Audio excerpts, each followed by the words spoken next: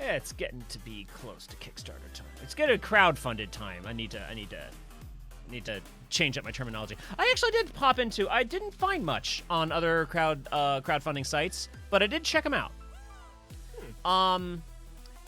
Kickstarter remains the place to go for that diversity I'm looking for. What I found on the other ones is different.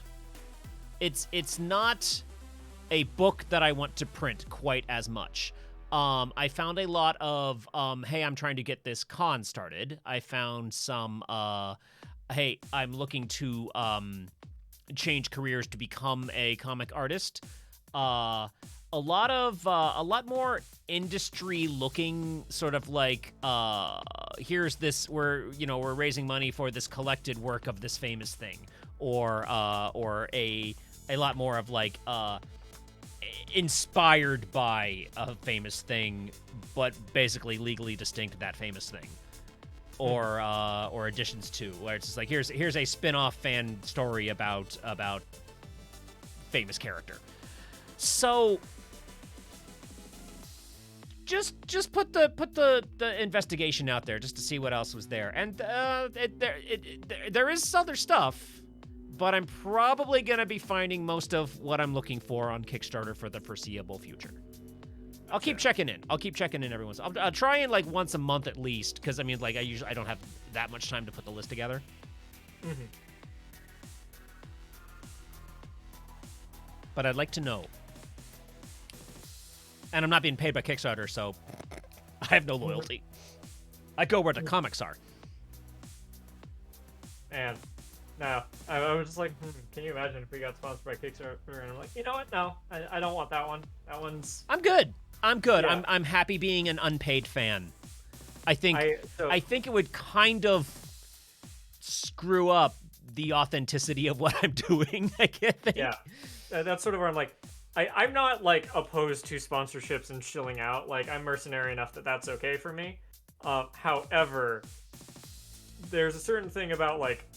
Kickstarter is something too close to what we're actually passionate about and doing. Yeah.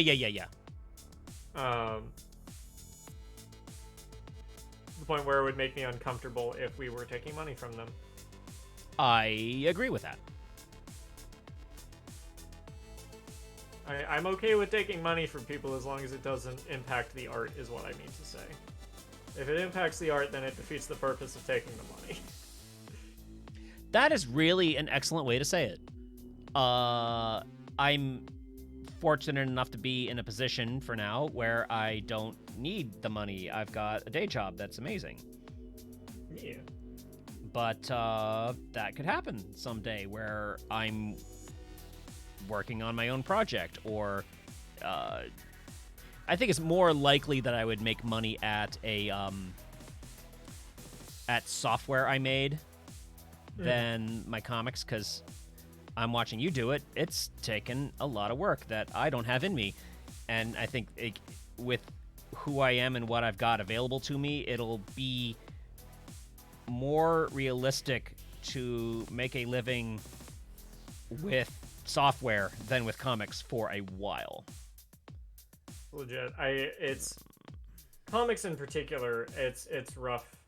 It's been rough. And you know, I'm probably not doing it the most efficiently of anyone out there. Like I'm very specifically staying like unconnected to any, like, I'm not really looking for how should I say, like, I'm not pitching for big companies to do